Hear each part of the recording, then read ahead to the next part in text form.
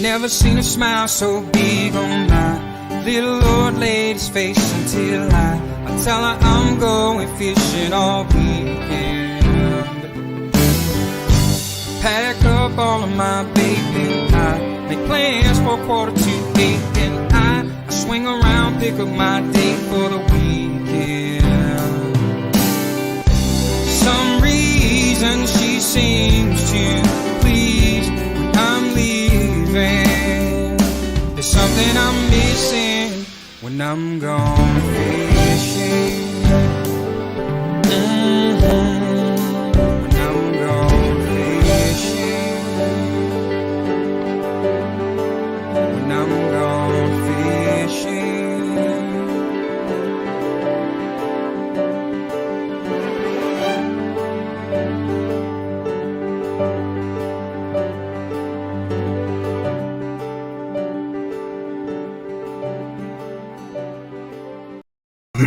Well, good evening, CFN. How are we doing this evening? Excuse me. I choked on my own spit.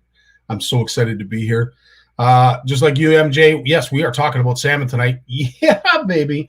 And it's actually going to be geared towards the shore anglers. So folks that are targeting salmon as we speak right now, especially near shore, are going to be really interested in the segment that both Lawrence and Jay Barnucz are going to be putting on. Jim's going to be here talking about obviously what happened this past weekend, and there were some incredible achievements when it comes to some of our bass anglers and their various tournaments that they were involved in. So stay tuned to that.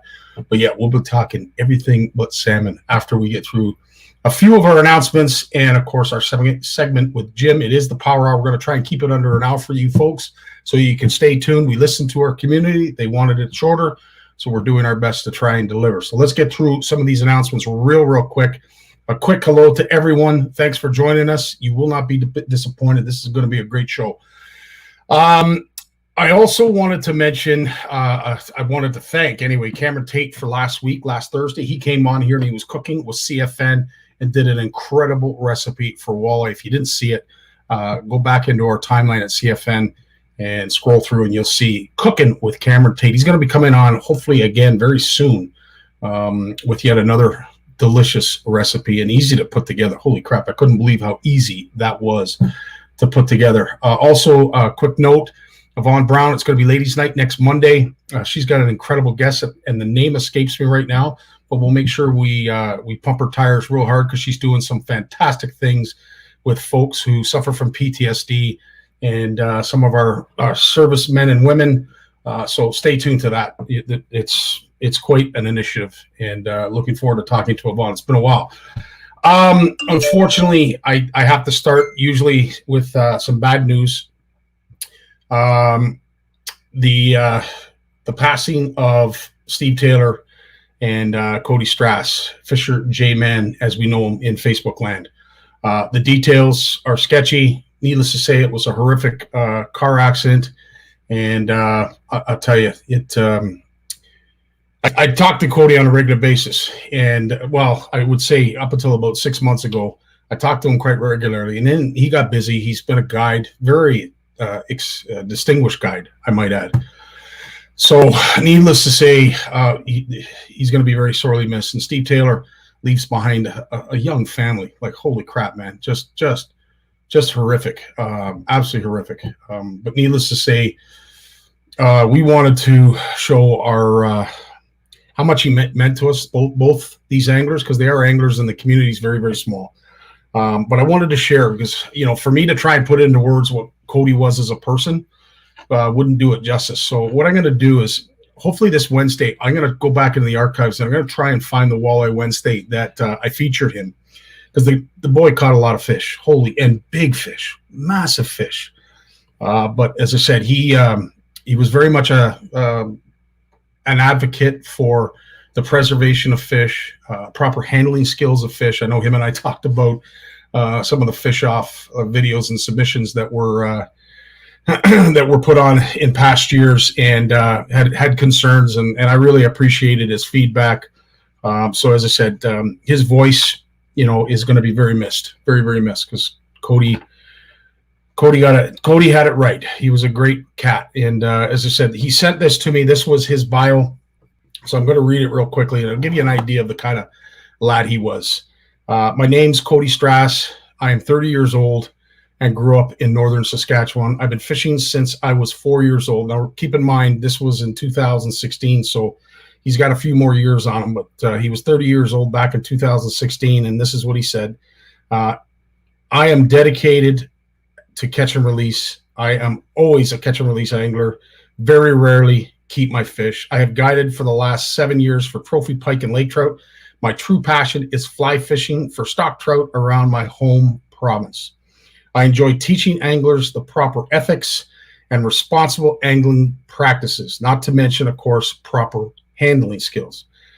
And, of course, how to properly catch and release your fish. Over my years as an angler, I've caught many trophy fish of all species. But if there's any advice I can give anyone and everyone, it would be no matter how good or great of an angler you are, remain humble and respect each and every fish you catch and keep an open mind. Catch and release is the building blocks for the future of every fishery on the planet. Could not agree with him more. No matter what, never stop learning, never stop trying new things.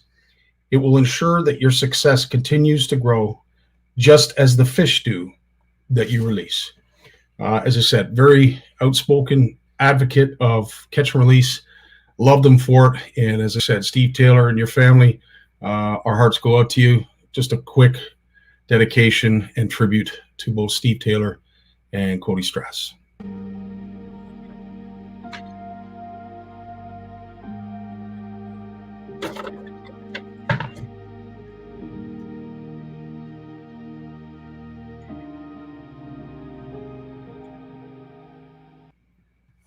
And big shout out to Barry and Sal at CFN Graceland, who lowered the flag to half mast.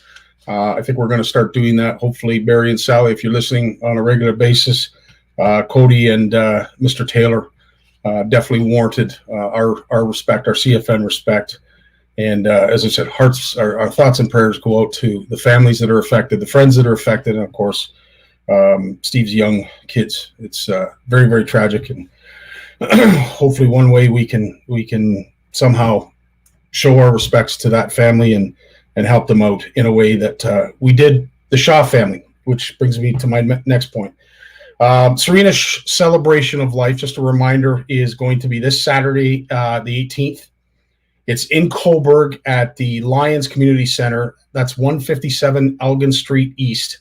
It's between 1 p.m. and 5 p.m. So if you're looking to go, it's this Saturday, the 18th. I'm definitely going to be there. But what has come out of the unfortunate tragedy of young Serena, our beloved Serena, is what we just posted. It's a pinned post at the CFN Facebook page. So obviously you're not going to be able to see it right now because you're watching live. But it is something that I truly want everyone to take a look at. I can't thank Charles D., Chuck D., our buddy Bill Maftark, and of course, especially James Shembry for helping put this together. It is the Serena CFN Slush Fund, and it is a fundraiser. And I can't begin to speak to the generosity that we have seen from our community. A big shout out, thank you to all who have donated. Some incredible opportunities and prizes. In the coming days, you will see them featured, but you'll be able to start bidding on them right after the show. And how you can do that are two ways. You can either put it in the comments if you don't mind having your name, tagged to a dollar figure, or you could do a silent auction. So that means you'll have to PM me directly and tell me what it is that you are bidding on and how much it is that your bid is. So you can do it two ways. You can either do it in the comments of the posted donation, or you can directly PM me if you want to keep it silent. I won't put your name down, simply put the dollar figure. So there's some incredible stuff available. So stay tuned to that. And it will be concluding September 27th at midnight, Monday. So it's going to run for 2 weeks. In the meantime, what we're going to end up doing is we're going to be busy here at CFN. I'm not going to lie. We're going to be extremely busy. We're going to have Monday lives. We're going to have Tourney Tuesdays. which will include updates and discussion about our fall brawl. And holy crap, you guys, the submissions are just off the friggin' hook. Holy smokes. Some incredible submissions. Keep it up. Fantastic work. But yeah, so Tourney Tuesdays. Wednesday, we'll be taking a day off. But on Thursdays, leading up to the end of the Serena fundraiser, we will be doing Talk and Tackle, and it will include all of those generous supporters and donators. They're going to come on here, pump their own tires, tell us what it is that they can, we can expect if we do make a bid and perhaps win the bids and the auction. So that's 8 o'clock every Thursday. Talk and Tackle, as we always do. And then this Friday, Jim's going to be on here in a second. We're going to be talking to Chris Hockley. And if you don't know Chris Hockley, then you don't know anything about Pure Fishing, probably not much about Berkeley Fishing. He is now the product manager for Rapala North America. He's a big name in our industry, and of course, in charge of the umbrella of companies that are associated with that. So I'm really interested in talking to Chris and seeing his perspective on the industry. But as Jim alluded to, we're probably not going to talk much about fish. It'll be more about hair design, DIY projects, who's sexier, either Jim or Chris, that kind of stuff. So we might fit in a little bit about tackle and the fishing industry, but I know he wants to talk a lot about photography and the importance of it, especially when you're looking to perhaps become a pro staffer or be sponsored by a company. So he's going to hand out a lot of great advice. So stay tuned to that 8 o'clock this Friday with Jim, myself, and Chris Hockley. I think it's going to be incredible. Okay, so what basically Jim and I are going to be talking about is not salmon, because we are going to be talking about salmon. MJ, just hang on. But I know Jim wanted to talk about some of the highlights that went on this past weekend. And of course, Corey Johnson's was, what an incredible achievement, man. Corey Johnson, kudos to you. CFN proud. Canadian anglers proud. You made us all proud as he won his first Bassmaster win. But I'll tell you, it's quite an achievement when you see us Canadians doing this on the stage that they're doing it. But as I said, I can't speak to it like our good buddy Jim does, so I will wait for him. But in the meantime, let's have a word from our sponsor. And where in the heck is that? Where is it? Oh, there it is. Hang on.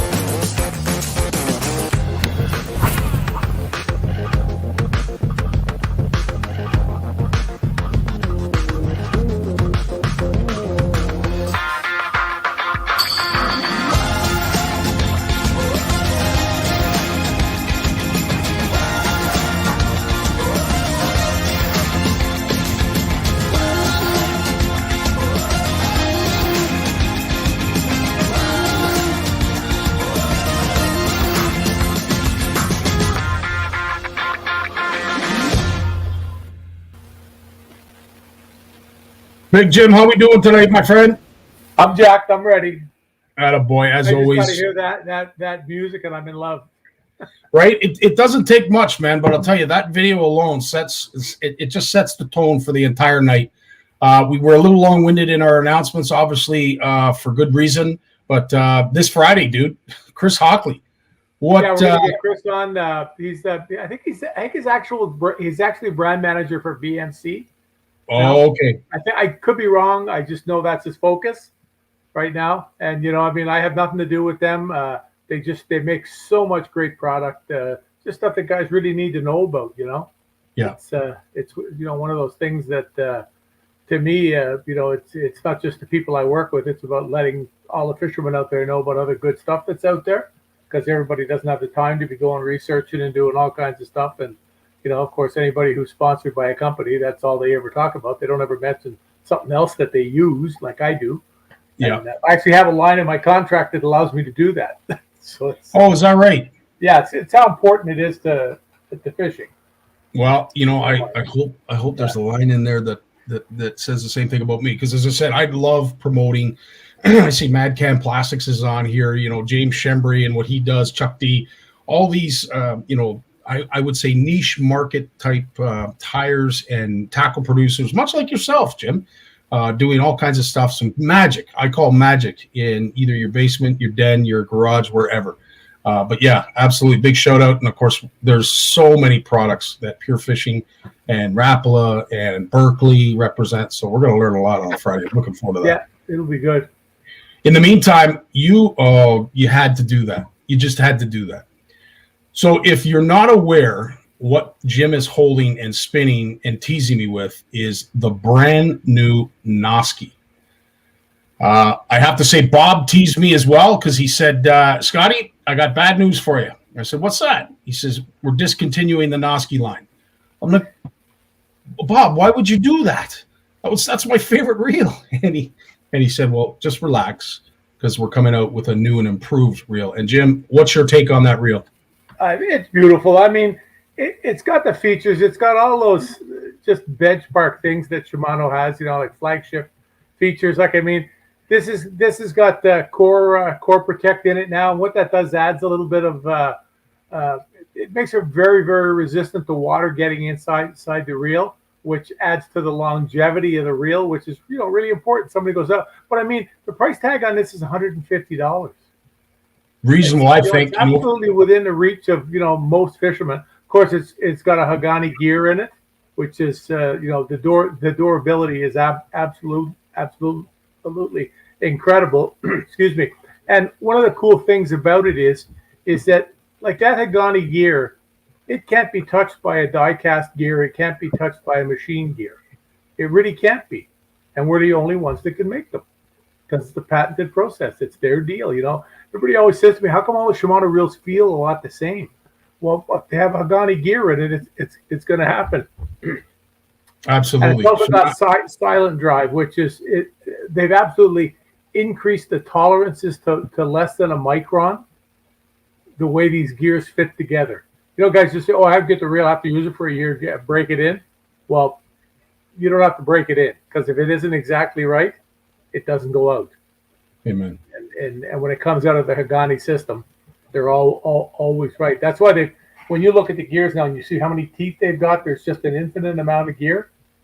That's what it is, because if you've only got 30 points of contact or 20 points of contact, there's lots of room in there. They don't fit together as tight. But when you look at the gear in it, and it looks like it's almost like, like the teeth are so close together and so small that when the reel rotates, they just mesh. They just go together. It's pretty cool. I like it. I'm impressed with it. I'm going to get some line.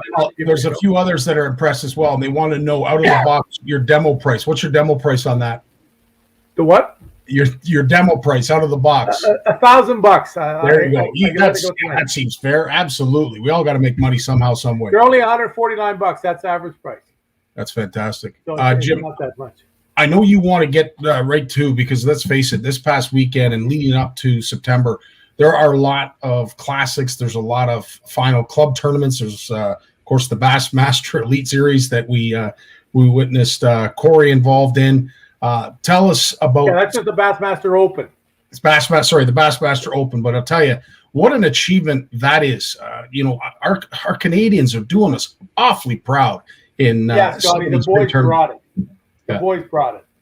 And, it wasn't just the four guys in the top 10. There was some other Canadians there, too, that gave it a real go. But, I mean, these guys, it's just showing you, when you fish consistently as a tournament angler and you get out days and days and days on end, you become a better fisherman. And what you're seeing is the separation of the young lads now because some of them really have to work a lot more than others, the way their lives are, whatever they're doing. And the ones that are getting to put in the time. I mean, young Cal Clemson, that boy can fish. He always could. He was right there. Like Cooper Gallant. Cooper's starting to show out. I think he's. I told him the other night when I was talking to him that I thought he was emerging. It's coming. He seems to be making better decisions. It's not gung ho the first day and then you end up at 50th place. He's managing to hang around a lot, and it's when you hang around as you get a chance to win. And of course, the Johnson brothers, they need no. I mean, Chris wasn't on fire this week. I mean, everybody. I saw guys on social media say, "Oh, he let his brother win." These kids are fueled with testosterone. Do you really think he let his brother win? Yeah, he's not going to live that down now. He's gonna. I bet you he's listening to it right now. He's probably. And I don't know the age of Chris and Corey, but I do know the age of Cooper. And what I'm amazed at, and Jim, you could speak to this. At what age did you start seeing success? Like, it seems like Cooper's a young man to be achieving some of the. Yeah, he got to start a lot earlier. Okay. There's kids. They're able to walk in a little bit earlier now. When I started, it was in the infancy of tournaments in Canada. Yeah. And actually, when I won that first year that they had a really big prize, and I won the Ranger, the first year I ever tournament fished, that was when tournament fishing really blew up in Canada. That's when it really blew up. They said, "Oh, you can win boats in Canada now." Yeah. And everybody wanted their chance at it. And of course, a million guys came and went, and a few stuck around. But they also had the Renegade Championship on the weekend, which was right in my backyard here, literally. Everybody saw I posted pictures of my backyard full of boats. Like, there's a hedge in the backyard, goes down to my boathouse, and the weigh-in was on the other side of the hedge. So I went down to the waterfront and was looking across the front of the boathouse to watch the weigh-in, like 30 feet away. Wow. I didn't have to go over. But it was really cool because a couple of young lads, I believe they're from Kingston, won. Ben Pearson. Oh, God, I'm so sorry, guys. I forget the other lad's name, but check out Renegade. And they managed to conquer the smallmouths in Dog Lake, which is quite an accomplishment. So it's really, really cool. That's how they won. Which, it's just absolutely awesome. But there was a lot of guys here. Azumi was here. Mr. Chong was here all week. David. He got on some. He thought he was going to do a lot better than he did. Paul Bouvier is his name, from what Christine. Is that it? Yeah, okay. My apologies. Yeah. Yep, for sure. And I'm glad you came on here, Christine, and your name popped up. You were the name that I was trying to remember that's coming on next week with Yvonne. So thanks for tuning in.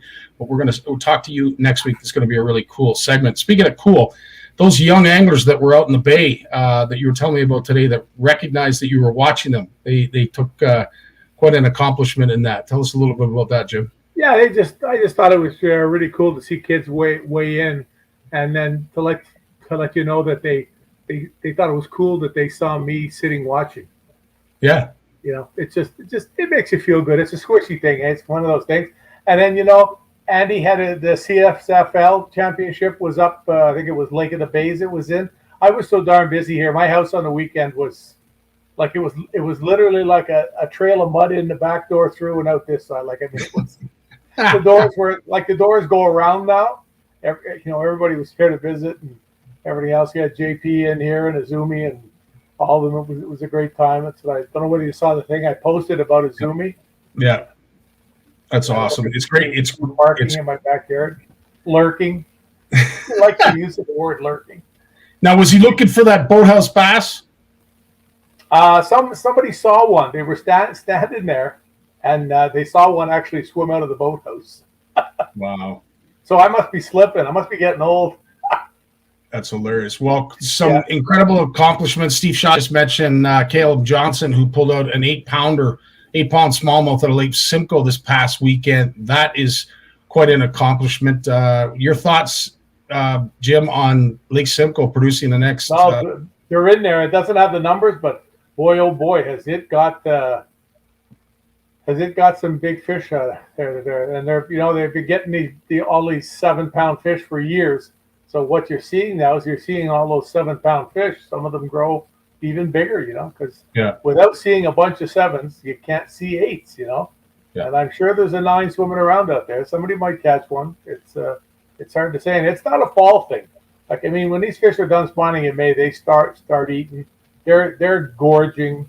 You know, guys say, "Oh, it's football season." Well, let me tell you, the smallmouths that these guys have been catching in Lake Ontario all summer, if they got any more food in their belly, you could literally take a pin and pop their belly; they would explode. Like I had guys send me pictures of fish, and they asked me, "Is there something wrong with this fish?" And I said, "Yeah, he's a glutton. Like he literally ate too much, you know." And actually, I had a guy put up a picture, and he said, "Please don't judge me on this. I caught this fish, and it died. It just happened." He said the fish literally went stiff in his hand. Caught it. He saw the fish. He threw out a jig. He caught it. Brought it in the boat. They got a couple of photos. He put it back in the water. And he said, when I put it back in the water, it never swam. It never moved. It died. And I've had it happen a couple of times to me in my life. But it was a giant fish with a belly, and they got it. They cut it open to see. He thought it had eaten, you know, the story about somebody's bone in its belly or something, you know. And he cut it open, and I think he said there was something like 36 gobies in its belly. Incredible. So you know, that's like you or me having, you know. Thanksgiving dinner every day of the week. Oh my God, it's good. Absolutely. But hey, you know, last Friday I actually got out in the boat and went fishing with Steve and Nephew, Dave Chung's partner, and I had a great day in the boat, sitting out in the back seat. I caught about 20-25 fish. We put a pile in the boat, probably close, you know, 40, 45, maybe more, and. Yeah, the biggest one we got is Steve got a nice one, about 3 pounds. But we got all kinds of 2.5 pounders. It was just I can have an absolute pile. I caught them on TNs.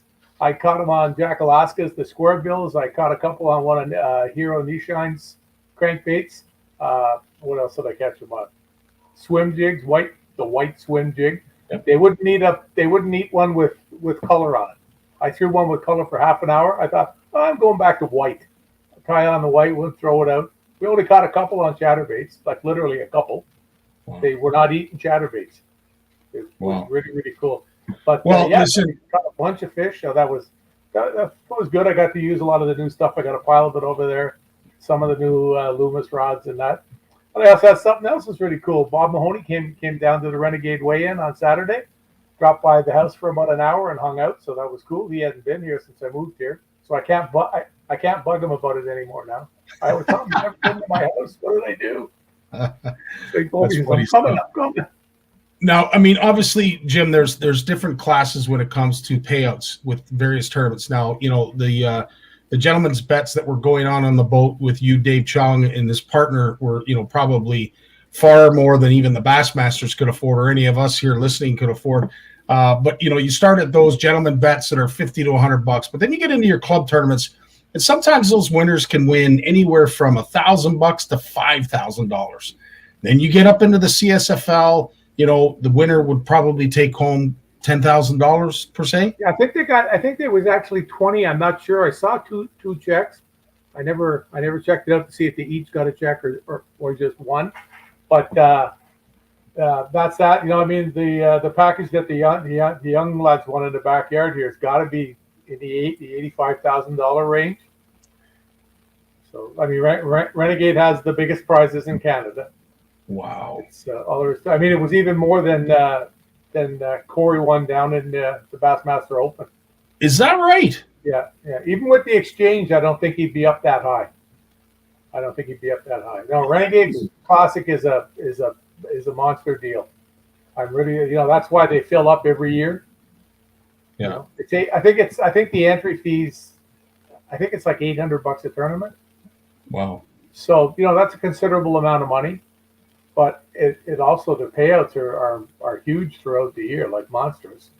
And then of course somebody gets a chance to win, like they won a Bass Cat boat with a Mercury motor on it, and, you know, fully rigged with electronics, electric motors, you know, everything you need. So it's kind of cool. Yeah, I was so surprised when the young lads won. I'm sitting watching them, and like they didn't get really excited. It was I really don't think that they realized what had happened, because obviously they probably never won more than about $5,000 in their life, you know.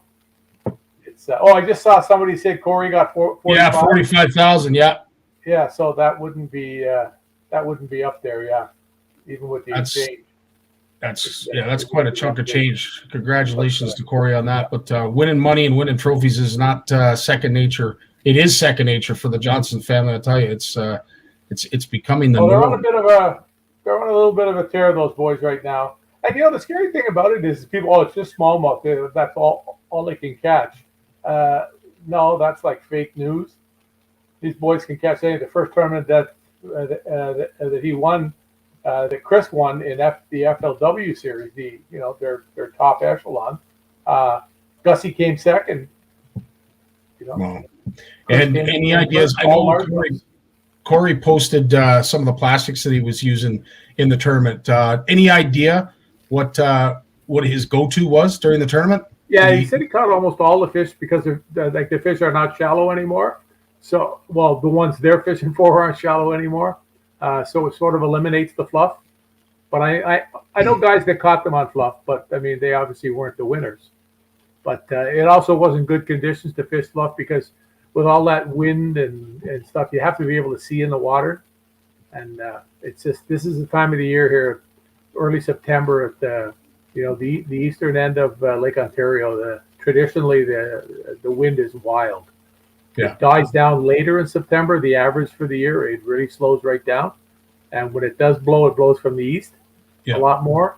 I've checked it. Like there's places you can go and look at the history of the wind. Yeah, it's really cool. And they actually put out a forecast on the website telling you roughly what to expect. And when the wind blows from the east, it doesn't really make for big waves in the east end of Lake Ontario.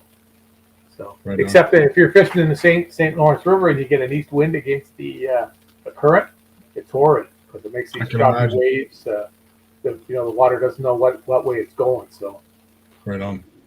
Well, Jim, we are at the end. It was a lot of fun watching all these results on the weekend, seeing all the guys out and everything, following them. And right now, the MLF things in Lake St. Clair. They broke the 2 day record there for. I think it was like 228 pounds for 2 days. Do you get the itch? They broke it in the St. Lawrence, and they went there and they broke it there. But mind you, the fish in the St. Lawrence are bigger. Yeah, the average fish is a lot bigger. Seeing all these tournaments, does it give you the itch to get back into her? Not a bit. The only way I get back into it, Scotty, is if we put a lazy boy at the front of the boat. You got it, buddy. We'll find the boat to do it. Work. Yeah, absolutely. Right on, dude. Well, we're at the end of our 15-minute segment, Jim. Thanks so much for coming on here and talking about tournaments and how our Canadians did and fared and how much they took home, and obviously who we got to call to get a little bit of coin here and there for. And we'll get Chris on Friday night. Yeah, 7 to 8. And we're going for 7 to 8. Okay, yeah, 7 to 8. Yeah, 7 to 8. Very good. All right. Yep. Thanks for doing that. Thanks for setting it up. I'll talk to you. Everybody be safe. Catch some fish. You rock, buddy. Take care. Always a pleasure. I tell you, it's an honor to be able to speak to that man each and every week, and then behind the scenes as well. There's just he's quite the character, and I'm pretty honored to call him my friend. Speaking of another friend, Lawrence Gunther is going to come on here and talk about the politics of salmon. Stay tuned to that. Here's a word from our sponsor.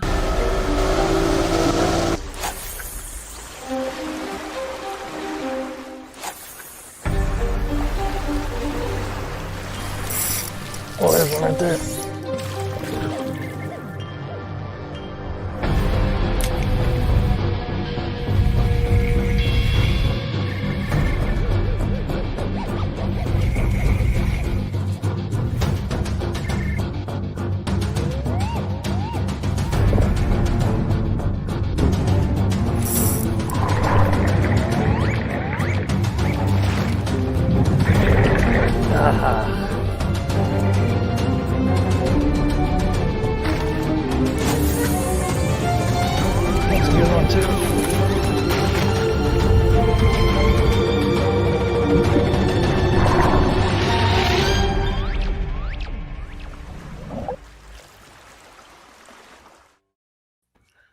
Not a bad reel right there either, eh, Lawrence? Oh, no, they're all good.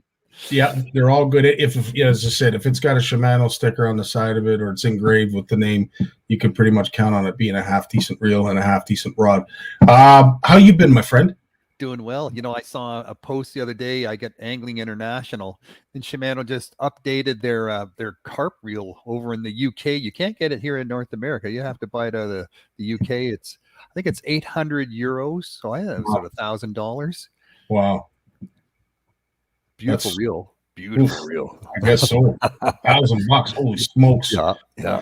Now you're on here. We're talking salmon. Salmon's the topic. It's the species of choice. There are a lot of politics that are tied up with Shimano. Tell us where we're at with some of the things that you've told us in regards to DFO out in our West Coast, East Coast, and of course here in the Great Lakes, where salmon fishing, it seems like it's never been any better. Yeah, there's some good salmon fishing all across Canada. Like they've had a lot of rain on the East Coast.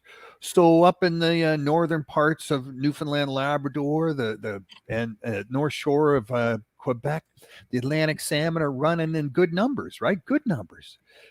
Southern parts, they struggle a little bit over the summer, as always. And if you keep going further south on the Atlantic coast, there's more and more problems with the Atlantic salmon. And, we've all heard about the stories about pitting striped bass against Atlantic salmon, the Miramichi, and as well as smallmouth bass against Atlantic salmon. And so, yeah, they've got their challenges, mainly because all those Atlantic salmon just swim out towards Greenland. They all go to Greenland. All the North American Atlantic salmon go up towards Greenland and Iceland, and then they get caught up there by big commercial fishing boats, and they don't come back. So, but we had some good fishing on the Atlantic salmon on the East Coast, and it's going on now. You go out to the West Coast, and there's some good sockeye fishing going on, and up north. But I'll tell you, there's trouble all through Vancouver, everywhere from the Skeena in the north all the way down to the Fraser in the south, and then you go further south into the states, or Oregon, Columbia, and the Snake, and places like that, and they're just really shut down on the Pacific salmon. It's a tough time on the West Coast, and there's so much politics. The people that depend on commercial fishing, on recreational fishing, on fishing for livelihoods or food, ceremonial and social, they're all struggling on the West Coast to catch their salmon, and in many parts of the coast. And it's a huge political issue on the West Coast, right? Huge. Like you got a lot of organizations just pushing politicians really hard on this subject. It's so, they say, the environment and the salmon is probably one of the number one biggest issues right now in election issues on the West Coast. I can imagine. And let's face it, I mean, it has been a dark cloud over that province when it comes to salmon for a couple years anyway. I think it probably goes back a little bit further than that. But are all the species affected, or is it just species specific, depending on the tributary that they reside from? Well, for sure, the Chinook is the prize, the king, the Tai. They're the ones that are suffering the most. The Coho, it depends, and with the Chinook as well, it depends which river, which watershed you're talking about. But the two main runs up the Skeena and the Fraser, they're really struggling, for all the salmon species: Coho, pink, chum, sockeye, Chinook, the big five. They're all struggling in many parts. Not everywhere. There's exceptions. There's always exceptions, but it's like you have 1,000 scientific reports, and one says something different. You don't go, oh, the other 999 are obviously false because I found this one report that says something else, right? I mean, there's always going to be outliers. Yeah. 100%. And I don't know if I take pride in it, or it really concerns me to think that our Great Lakes fishery is in such good shape in comparison to some of the runs in BC. I want it to come full circle so that we can see our BC runs get back to the way that they were. But holy crap, it's basically done a 180 where we can beat our chest that the Great Lakes salmon are they honestly couldn't be any healthier than they are right now. Well, Lake Ontario, yes, but that's pending. I just wrote an article. It'll be out in Outdoor Canada magazine this fall, and I won't say too much, but if you read the reports, you read the scientific reports, the Pacific salmon that were in the Lake Michigan and Lake Huron are pretty much gone. The alewife and the smelt populations have tanked, and with that, so goes the Pacific salmon that were in the Lake Michigan, Lake Huron, gone. I mean, now walleye are starting to come back, lake trout are starting to come back. Fish species that either are inshore, near shore fish species like walleye and perch, or the native fish species like lake trout and whitefish that can survive in very low nutrient waters. When you have a lake trout that can grow 75, 100 years to get to full size, they don't need a ton of food every year to get there. They just need a little bit every year, right? But when you have like these salmon that grow to 25, 35, 40 pounds in 5 years, these are eating machines. They need a big fridge full of food to get there. Otherwise, they're not going to get there. And we see that now in Huron and Michigan. And if they continue on with cutting back nutrient loads going into Lake Erie because of concerns over blue-green algae, what does Lake Erie do? It spits out all that nutrient into Lake Ontario. And if that stops, if that gets choked off, the salmon fishing in Lake Ontario might go the same way as Huron and Michigan. So what you're saying is enjoy, if it's good where you are, enjoy it while it lasts. Yeah, it started when I was just a kid, right? I mean, they put those Pacific coho and Chinook salmon into Lake Ontario and the Great Lakes to eat the invasive alewife and invasive smelt species that were in much too high number. And they were only supposed to be a 5-year solution. You put them in, they live 5 years, they spawn, they hit a dam, they die. They don't really have an effective spawn, and then they're done. They've vacuumed up the menace of these alewife. And then they die, and the mission accomplished. Well, they didn't, and they kept putting them back in because they were so much fun. I remember when they first came into my hometown on the Credit River. It was just amazing, absolutely amazing. Go down to the Credit River in the fall in September and see these 20, 25, 30-pound fish leaping and swimming into pools, and it's like, oh my God, get the fishing rod! The first fishing rod, one of my first fishing rods. It literally ripped the guides off the blank of the rod. I had to take electrical tape to put them back on so they wouldn't fall off, so they would make it through the first fall season. Wow. I'm 11 years old and I've got my fishing rod held together with electrical tape. Well, we've got a couple of comments here really interesting in regards to exactly what you're talking about. Corey out on our Pacific coast, he can take a big fall Chinook salmon, and they can weigh up to 112 pounds. Holy smokes. Oh, yeah. That's incredible. But obviously it has everything to do with the amount of forage. Yeah.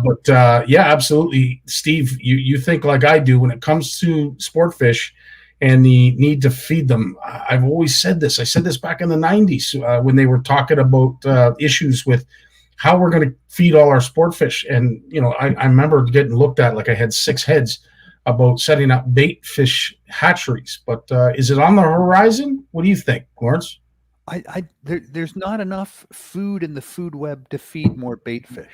That's the problem. So the zooplankton and the phytoplankton that these bait fish survive on, that they need to survive, that's dropped away because the food they survive on is disappearing because the nutrients, the phosphorus is going into the deeper parts of the Great Lakes is being choked off at the near shore by mussels, by zebra mussels and quagga mussels that set up in the shallower near shore areas, the bays, the shallow bays, the river mouths. They capture all the nutrients coming in from erosion, from the rivers, the streams entering the Great Lakes. They capture right there in the near shore. They gobble it up, and it doesn't have a chance to get out into the deeper parts of the lake. So yeah, there's just not enough food there to support large schools of bait fish anymore. So what, based on the people you've spoken to, and let's face it, you have dove into this head first. You've spoken to a lot of experts, a lot of leading professionals in the industry. What is their take? How do we bring this fishery back? What is it that we do? Great Lakes, out east, or West Coast? What can we do as anglers, as stewards of the land, stakeholders, you name it? What can we do? Well, people think this blue-green algae we're seeing on their beaches, right? It's a mess. It's ugly. And they think we just got to reduce the nutrients. And they're blaming farmers and sewage treatment plants and so forth. But you know what? The nutrient level hasn't gone up in 40 years. The amount of nutrients entering the Great Lakes has been relatively steady, and it was reduced in the 1980s and has not gone up. Now the water is getting warmer, so that makes more opportunity for blue-green algae to grow. But the problem is it's the mussels. It's the quagga mussels and zebra mussels. So they want to starve those mussels, but by doing so, they're starving our fish. And who's asking for these mussels to be starved? It's the water advocates. It's the water quality advocates. And they're not looking at the fish. You talk to them about fish and their eyes glaze over. They're no interest. They're interested in nice clean beaches, algae-free water. And that's what they want. So we need to start to say, hey, you know what? There's more going on out there than your beaches, folks. Us anglers have to get educated. Read the article coming out in Outdoor Canada magazine, this fall issue. Get educated on this and start showing up at some of these meetings and say, no, you can't just choke all the nutrients getting into the water because of your blue-green algae concerns. You got to deal with the mussels. That's the problem. You're just dealing with the symptoms with the nutrients. You got to deal with the mussels and stop killing off our fish. Look, because of this, it was not so much the people, but it's going to happen. They want to reduce the nutrients going to Lake Erie by 40%. If that goes ahead, Lake Ontario is going to take a bit of a tumble. Well, we've got an election coming up. Obviously, there's some tough questions that some of these candidates need to answer and need to be asked. How do we go as voters and get involved in asking these people these hard and tough questions? We just put together 10 questions that apply to across Canada. These are questions that we developed with the support of angler experts from across Canada, with our science advisors from across Canada. We had the top shelf people from across Canada feed in on these 10 questions. Everyone, even Bob Azumi, had something to say about this. Top people from the industry, top people from the scientific community, top people from the angling organizations, all had advice, guidance on how to shape these 10 questions. You can see them. They just went up on bluefishcanada.ca today. They came out in the Bluefish News today. Go to bluefishcanada.ca, download those 10 questions, and start asking your local candidates. There's questions you may not need to ask all of them. There's some that may be more relevant to your community, to your region than others. But these are questions that cover all fish species, all of Canada, and they need to be asked. They need to know that anglers care about the fish, and the future of fish and the future of fishing. And if we don't start asking our candidates questions, every candidate, and then whoever gets elected, will then turn that around again, and we'll go after whoever the new government is, and we'll say, here's what anglers and scientists are saying from across Canada about the state of our fisheries and what we need to do to make sure it's around. Listen, Lawrence, as always, dude, you certainly point us in the right direction, and you are our advocate when it comes to asking the right people the right questions. Dude, as always, thanks so much for joining us, and I look forward to seeing you next week. But in the meantime, I look forward to that coming out, Bluefish Radio. Stay tuned to that. There's some great questions. I had a privy that Lawrence sent to me. That's why I was able to see some of them. Those are extremely tough questions. And if I'm a candidate running for anything, I'm going to have a hard time answering those questions. Yeah, but they'll bring them back to their policy wonks, right? Thanks, Scotty. Thanks for having me, man. Thanks. All right, brother. You take care. All the best, my friend. As I said, I had the privilege of seeing those questions that he's talking about, and he spent some time putting them together. If you are interested in seeing how your fishery is going to be in the future, you might want to know, 2 or 3 of those questions and ask some people upcoming what their answer, what their stance is. Because as I said, we are basically the ones that steer the ship and tell our politicians how it is that we want our fishery. And if we don't, we need to start doing that. We need to start taking control. Speaking of control, our next gentleman is in certain control when it comes to catching these fish. And this is the segment that I know all of you have been waiting for. Jason Barnucz up next. But before he comes on. Here's a word from the sponsor. Want to know the difference between power bait and other soft plastics? Ask the fish. Berkeley scientists have. Thousands of flavors tested on thousands of fish. Natural. Man-made. Every bait that's ever hit the water. No matter the shape, size, or color, power bait is the only one that is scientifically proven. Fish bite and will not let go. There he is, the man, the mission, the legend. How you doing, Jay Barnucz? I'm doing good, Scotty. How are you doing? Oh, fantastic. Well, listen, it's this segment that I know a lot of folks were looking forward to. Jim has he set us up and what our appetites with what went on in the bass tournaments this past weekend. Lawrence has certainly got us more politically involved and knowledgeable about what we should be asking, who we should be asking, and what we should be demanding. But you, my friend, are going to talk about salmon, and not just salmon fishing, but how we can target it, especially this time of year, inshore, near shore, and from shore. Yeah, so, salmon fishing has really kicked off this past week or two, actually week and a half. We've had a lot of rain in southern Ontario. Geez, man, the storm last night, I won't lie to you, at 9:30, I woke the kids out of bed and we went and sat in the kitchen, and it was the craziest light show I've seen. And I don't know, I spent a lot of time outdoors, and I couldn't believe how strobe light the lightning was and the rain. But you know what? That's what kicks off the fall salmon season. Like when we get some of these tropical storms that come up from the Gulf of Mexico, and in September, and we get these tailing off rain events. And as soon as you get that big rain, that kicks off the season. And I can remember some years we don't get a lot of rain till Thanksgiving, and then other years, man, the salmon are pouring in the rivers mid-September, like right now. So, and people have been out catching them already off the piers, off the break walls. Like they'll start staging in the middle or end of August. And a lot of it's driven by water temperature and photo period and a few other things happening. But a lot of the diehard anglers have been already getting them for the past almost a month now. But now we can get them in the rivers, and there's always controversy, Scotty, with salmon fishing in the rivers, right? And I'm not gonna lie. I'm not the biggest fan of salmon fishing in the rivers. I have this time of year. I don't do a lot of salmon fishing in the rivers, but there are a lot of good anglers out there that do it properly. Okay, but salmon fishing does bring out the worst in some people. So I just want to, we always talk on this show about being kind. Try and be kind to people out there, but also, if you see offenses happening, don't be afraid to call the M&R tips line. I'm sure they're busy this time of year.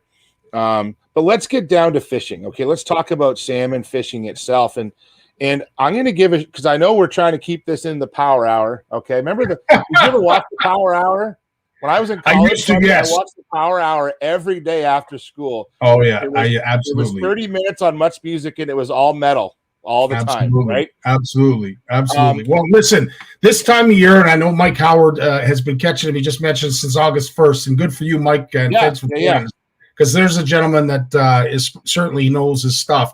But this time of year, I'm grabbing, back in the day, my ugly stick, a little Cleo, whether glue in the dark or an orange and gold, and I'd be pitching it at the river mouths in hopes that I would catch a salmon. Is it just that easy, or is there a little bit more to it? Well, it can be. You got to put your time in, okay? And Mike will tell you that like anybody else. It can be as simple as that, basically going out. Now, typically you're going to want to go with a longer rod. Like think about what we would typically use for even the steelheading episodes we talked about last year. I know we're going to re-air some of those this fall. You want to up the size a little bit. You're dealing with fish that they're not averaging 8 to 12 pounds. They're averaging 12 to 20 pounds or up to 30 pounds. So everything's got to kind of scale up. I like to use a 9-foot medium heavy. I use a Fenwick Eagle. I'm casting with 30-pound braid.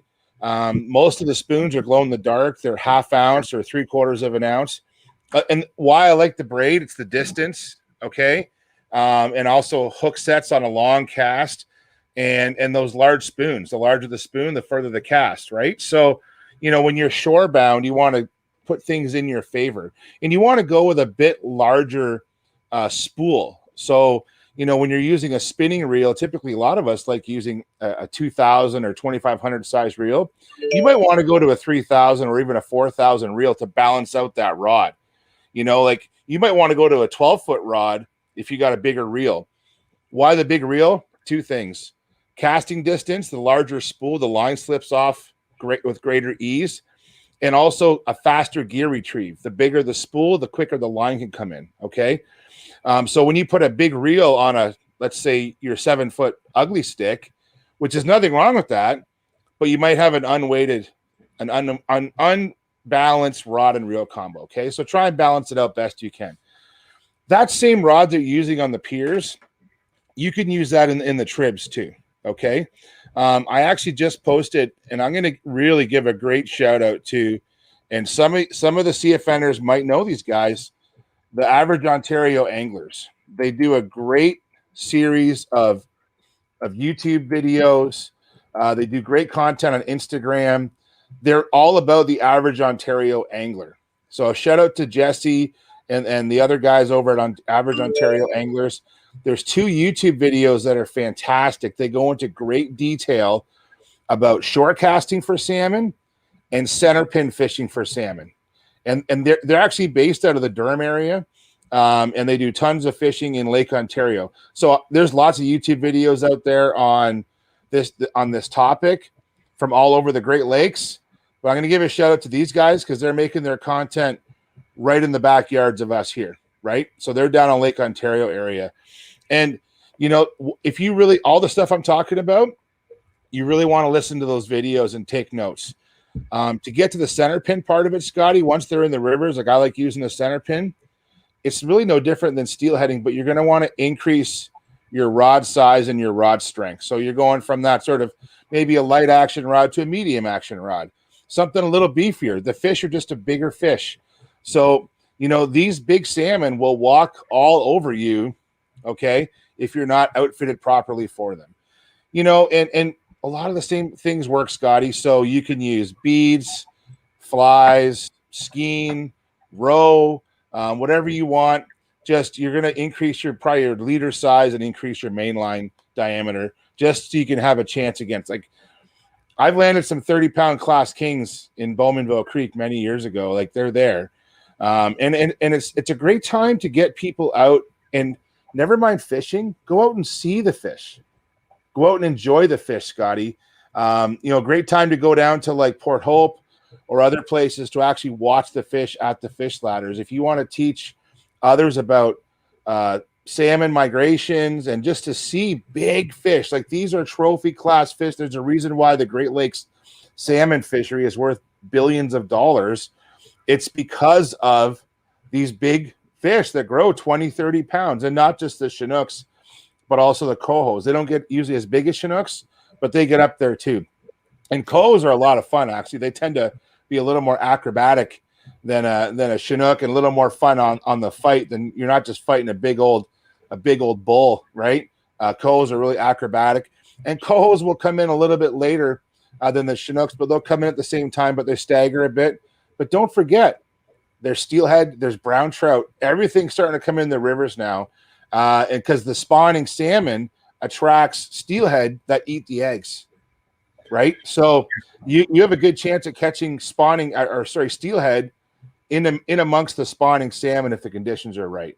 You know, it's amazing how that happens. You know, you'll be targeting a certain species, and right behind it is another species looking to basically enjoy a free meal. But Jay, talk to us a little bit about that transition, because as I say, you know, you're at the river mouths, you're at some of these piers, and you're casting your Cleos. You've got your flashlight. You're making it, you know, light up in the water, doing all kinds of things to try and catch some big fish that at that time are probably chasing predominantly bait fish. Yeah. Where is the transition where all of a sudden you go from, you know, hucking out these big spoons to now you're in the river and, you know, you have these small beads and these, you know, pink plastic worms? Where's that transition? Well, typically, so if you're talking about like when that happens, it's that rain event. Like typically what's happening in August is even early September, all of our rivers in Southern Ontario, in fact, in the lower Great Lakes, are typically at their summertime lows. They're at what's called base flow condition. And so the salmon, let's say we're not going to talk about just Chinooks, but the salmonids, the trout, the salmon will start to stage at the mouth of those creeks. But they won't go up those creeks until they have enough water. And that's why it happens overnight. Like literally you'll get a big rain and the river comes up and the next day it's full of salmon and trout. It just happens overnight. It's just a trigger. In other places though, chatting with some of my friends in Lake Erie, a lot of the Lake Erie tribs don't really pick up until later in the year because Lake Erie stays so warm compared to Lake Ontario. So the near shore waters of Lake Erie, the salmon and trout won't come in near shore as early as Lake Ontario. Does that make sense, Scotty? Yep. Because it's so warm. There's sometimes this spoon casting season we're talking about, and even the river fishing season can be delayed in the Lake Erie trips versus Lake Ontario trips, which is great for anglers if you're willing to travel a little bit because it opens up more opportunities for you. We can go fish Lake Ontario for a few weeks, and then we can come over and fish some Lake Erie trips. And then even the Lake Huron trips work the same way. The trips further north will typically get their runs earlier, and then the trips further to the southern part of Lake Huron will get their runs later. And it all depends on the there's a few things that play here. Bigger rivers will get the runs first because there's more water. The smaller creeks, it may take more water to bring them up, so they may not get runs right away. But as you spend time out there, Scotty, you can really start to pick apart and really get a good plan, for your fall salmon. And once you start salmon fishing, that just rolls into steelhead season, and now this just starts the snowball, all that river fishing. It's great. It's an exciting time of year. And make sure that you're well set up. Make sure that you've got the right kind of gear. You're set up to haul in those big ones as well as perhaps some of those small ones. But I got to ask, Jay, coming from a walleye background, and it's very, very rare. I'd say the Detroit River is about the only area I know of that you can target walleye while they're spawning. How important is catch and release when it comes to hooking some of these salmon to allow them to get upstream and do the deed? Well, so let's talk about it from a couple different standpoints. So number one, there's a lot more natural reproduction that goes on than people give it credit for. I've heard a lot of anglers say, well, they're stocked, so we can just take them out. Well, there's a lot of Chinook salmon smolting out of these Lake Ontario tributaries. In fact, in a recent trip I did for work, not looking for these fish, I seined in a seine net 2 young of the year Chinooks out of a Lake Erie tributary that I haven't seen in there for years.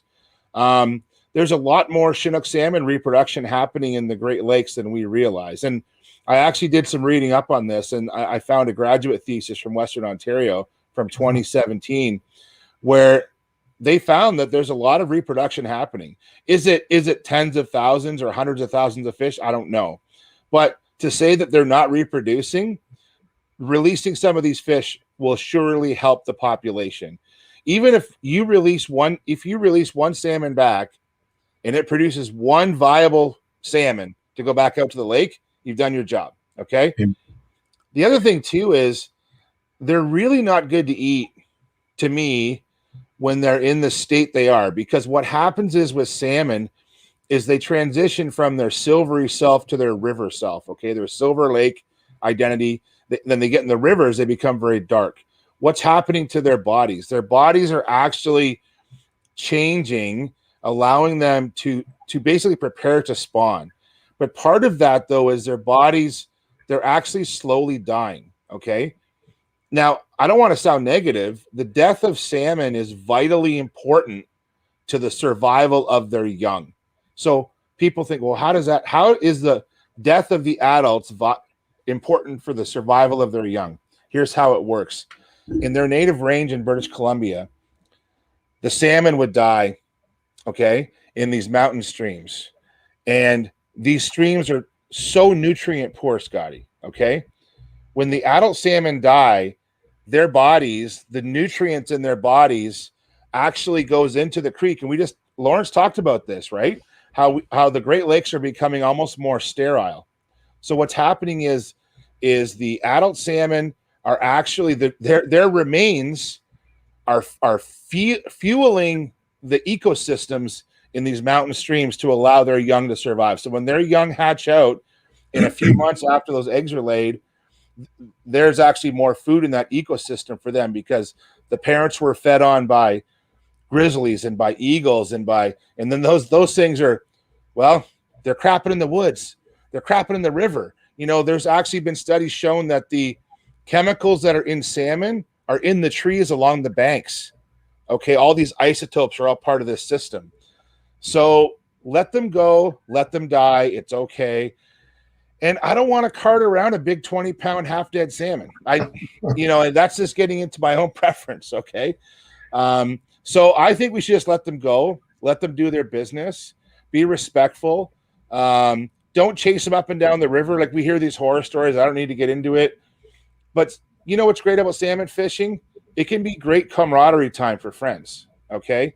Some of my best memories with friends is fishing for salmon in the fall and actually just standing on the bank and in a nice warm fall day. Like, let's face it, steelheading, it gets pretty cold, pretty miserable out. I do a lot of winter steelheading. It's pretty nice when you can catch a big salmon in a t-shirt in September or October. It's pretty kidding. Nice. So. Genetic diversity. I saw Steve's point up here about multiple pods of runs into various tributaries. How important is that genetic diversity when it comes to, say, the tribs in Lake Ontario having New York fish come over and spawn and vice versa? Yeah, it is important. I think that it's important to have different strains. Like even, there's different strains of Chinooks, just like there's different strains of steelhead. And if you listen to some of the CFN steelhead videos we did earlier, we talk about that genetic diversity. I think that when it comes to salmon, it's important to have that. Imprinting is another one where they're released from a certain water body. Are they going to come back to that water body? Some of them do, some of them don't. But genetics are important. But I still think, though, that for whatever reason, Chinooks and cohos, they pretty much have a narrow spawning window, right? So I can't imagine there's a lot of I'm not sure actually, but I can't imagine there's a lot of strains of them in the Great Lakes compared to rainbows, where you have rainbow spawning from September, like all the way till April. Whereas, and we even hear about summer run, steelhead. Most steelhead spawn in the late winter, so February, March through to April. But there are some fall spawners. There's different movements going on. But Chinooks, they do their thing over a 2-month period. So I don't think there's a lot of genetic diversity, but they get around. They get around a lot. And just because they're a big fish and they cover a lot of water and they got to eat. Like, you don't grow a 30-pound Chinook, swimming in a small area. They got to eat. So, and they're, like Lawrence said, they're hoovers. They eat themselves out of house and home pretty quick. Yeah, no, 100%. What amazes me is, you talk about steelhead and, the importance of cold water, and they love their water cold. It amazes me that a fish like a coho or Chinook don't spawn at the exact same time that rainbows do in that really cold water. That a fish that size, that's packing on that much weight, looks to a certain temperature that isn't near as cold as rainbow. It's actually just part of their life history. So from what I understand with Chinooks and cohos so they're part of the genus Ornithorhynchus, which is the same genus as steelhead. Right. But they basically spawn now, and those eggs don't hatch until for months, right? Whereas rainbows, when they spawn in the spring, those eggs hatch in weeks. So it's just very different life history strategies, and we know this with all species. Like, look at walleye. There's river spawners and reef spawners, and in some places the reef spawners are more successful some years than the river spawners because of weather conditions and stuff. And so with the Chinooks and the cohos, in a lot of cases, like in BC, in their native area, Scotty, they would migrate hundreds of miles. Like, they would start their migration, in the late spring, and they wouldn't reach their spawning grounds until October, November. They've traveled 300 or 400 miles inland. They don't have to do that in Port Hope. They have to travel a mile, 2 miles, maybe, if they to start. But I still think the successful ones are getting up in those headwaters. I can remember, hey man, at Fleming College, I remember doing, we were doing a compass lab in like the first year. We were up around like concession 10 on Wilmot, and we saw Chinooks up there. And that creek isn't much wider than this desk I'm sitting at, right? So they'll push as far as they can, but those eggs will stay around for months and months before they actually hatch out, because those young salmon, Scotty, can't survive the cold of winter. They won't hatch out till the water starts to warm up after. Now, I'm not going to say spring, but late winter, early spring is when they hatch out.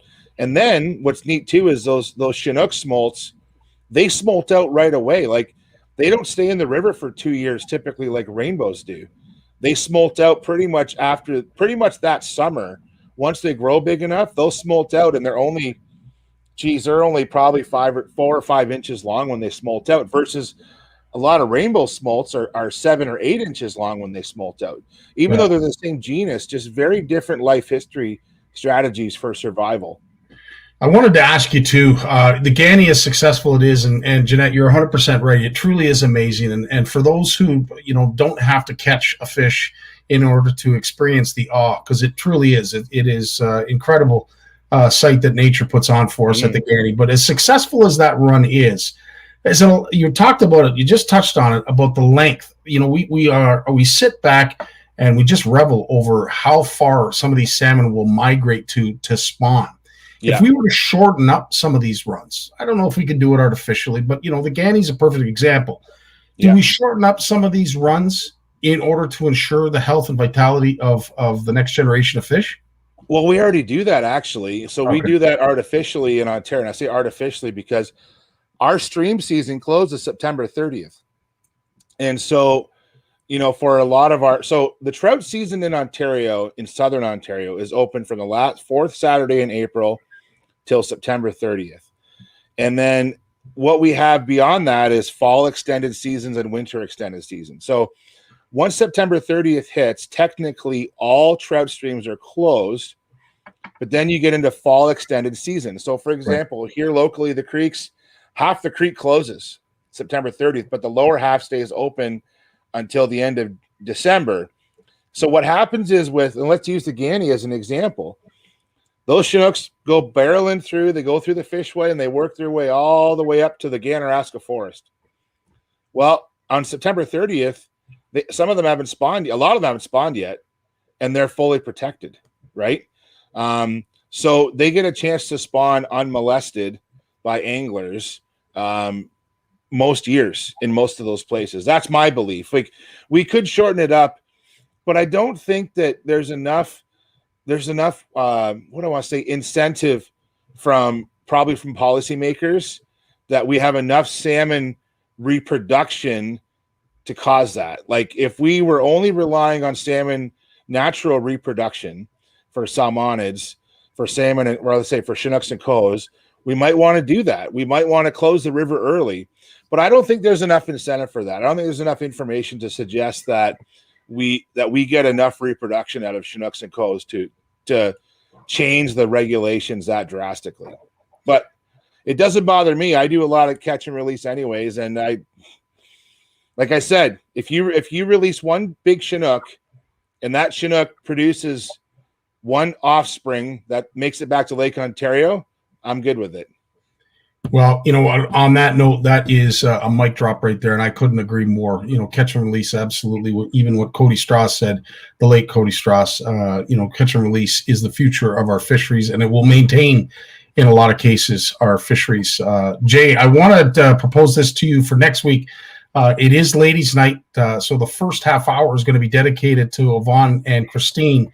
But I was thinking of bringing all of you guys on at once, and I'm going to do that and pose to the community that if there are questions that perhaps were not answered in this segment or any other segment, that it will basically be a free-for-all. You can put your questions in all four of us will be on at the same time, and you can ask away, talk about anything. Let's do that.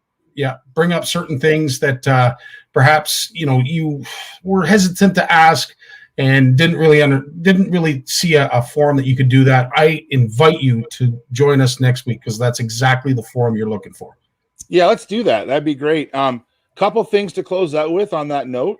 I put up a list of tackle shops that I could think of that sell salmon and trout gear for anglers. So if you're going out and you're in Southern Ontario, where most of the shops down here tailor to salmon and trout anglers, but Gagnon's in Hamilton, you got Bill's Bait Fishing World. London, you got Angling Sports.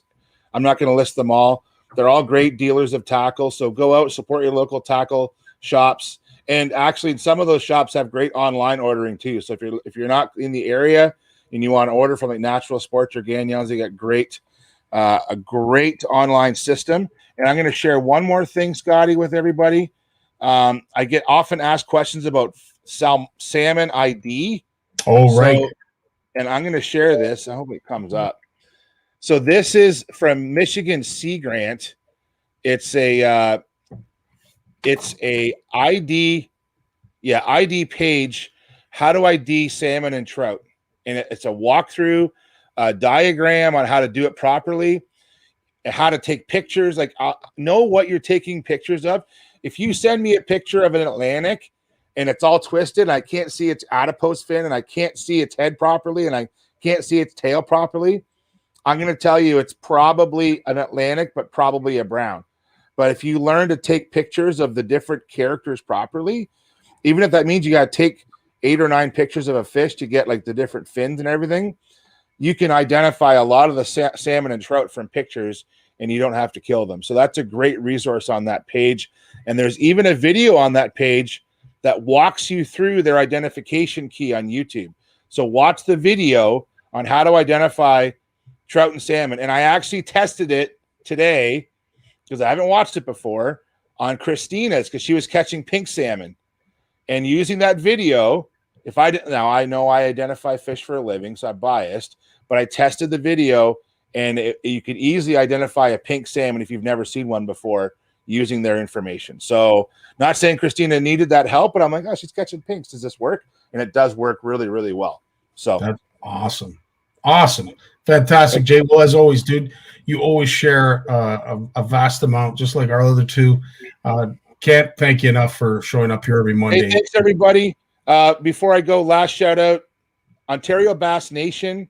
Next weekend is the high school championship. Trevor's fishing with his buddy AJ in the championship next weekend against a bunch of other great teams. AJ's dad, Anthony's going to be Trevor's coach, but we were out pre-fishing last weekend. So not just wishing those two young anglers a good luck on next weekend, but all the anglers participating in that event. Let's hope for some good weather. And it's great to have this event back up and running after missing it in 2020. Thanks, Amen, everybody. brother. All right, Jay, you take care, my friend. See you. As always, such a pleasure to have Jay on and all our guests, as well as you guys. So glad that you guys show up from different areas of Canada and the U.S. Corey, it's great to see you. Tune in from Oregon, and of course, you, Cliff, from BC, and all points in between. I invite you, as our good buddy James Shembry has mentioned, we have to support local and especially our local tackle producers. You can do so if you, right after this live, go to our main page. It's the pinned post. It is the Serena Slush fundraiser that CFN is put on with some extremely generous donations from incredible supporters that are looking to, share the burden, shoulder some of the burden of some of these life-changing events, like losing our beloved Serena Shaw. So I invite you to go to our main page and look at the pin post right after this live. But unfortunately, as always, we dedicate our show to our fallen friends, anglers, colleagues, you name it. And again, our thoughts and prayers go out to Steve Taylor and, of course, our beloved Cordy Strauss. Folks, thanks for joining me. Really appreciated your time. We tried to keep it within the hour. We're going to do a better job next week. Tune in. Yvonne's here with guest Christine Lapierre. I believe it's Lapierre. I hope I got that right because it's a great initiative, and I don't want to take it away from what it is she's going to discuss. And then, of course, the four of us are going to come on as a panel, and we will answer whatever questions that you guys come up with that perhaps weren't answered either tonight or any of the other shows. But we look forward to seeing you then. In the meantime, here's to Cody and Steve Taylor.